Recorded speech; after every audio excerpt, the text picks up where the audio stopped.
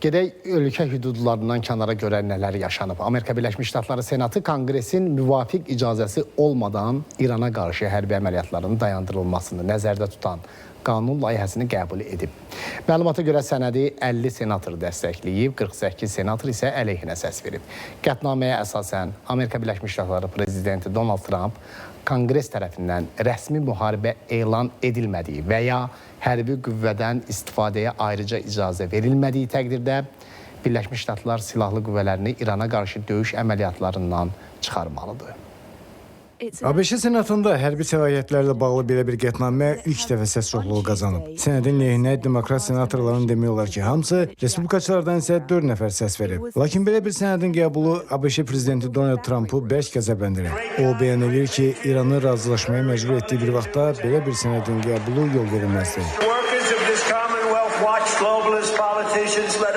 İran bütün məsələlərdə mənə, ABŞ prezidentinə tabe olmağa hazırdır. İndi İran tamamilə mənim nəzarətim altındadır. Son nəfəsini verir. İstənilən güzəştə getməyə hazırdır. Və 10 illiklər ərzində ilk dəfə olaraq ABŞ-yə və onun prezidentinə mənə olduqca böyük hörmət bəsləyir. Belə bir vaxtda isə ABŞ Senatı hərbi səlahiyyətlərlə bağlı qanun layihəsi üzrə vaxtı düzgün seçilməmiş və mənasız səs vermə keçirməyə qərar verir. Nəticədə isə düşmənə yardım və dəstək göstərmiş olur.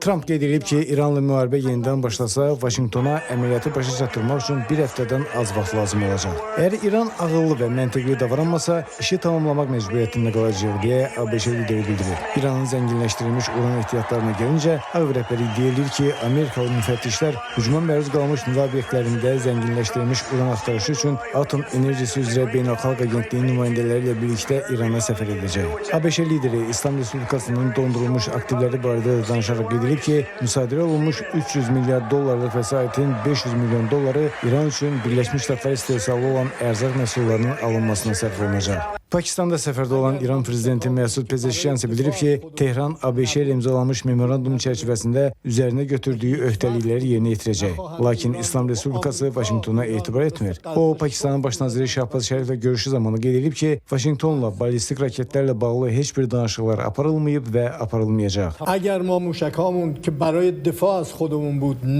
Biz ABŞ-yə etibar etmirik, çünki danışıqlar prosesində 2 dəfə hücuma məruz qalmışıq. Bununla yanaşı, biz hər zaman diyaloqa və sülhə hazır olmuşuq və indi də hazırıq. Biz heç vaxt qanunsuz və qeyri-humanist tələblər qarşısında baş əyməyəcəyik. Pakistanın baş naziri Şahbaz Şərif də bəyan edib ki, Tehranın raket proqramının azaldılması məsələsi ABŞ və İran arasında anlaşma memorandumunda qeyd edilməyib və müzakirə olunmayıb. Tam əminliklə deyə bilərəm ki, ABŞ-İran anlaşma memorandumunda ballistik raketlərdən bəhs edilmir. Bu məsələ heç vaxt müzakirə olunmayıb, heç vaxt gündəmdə olmayıb və İran tərəfi bunu müzakirə etmək istəməyib deyə Şərif bildirib. Bəxtiyar Fətullayev, ATV Xəbər.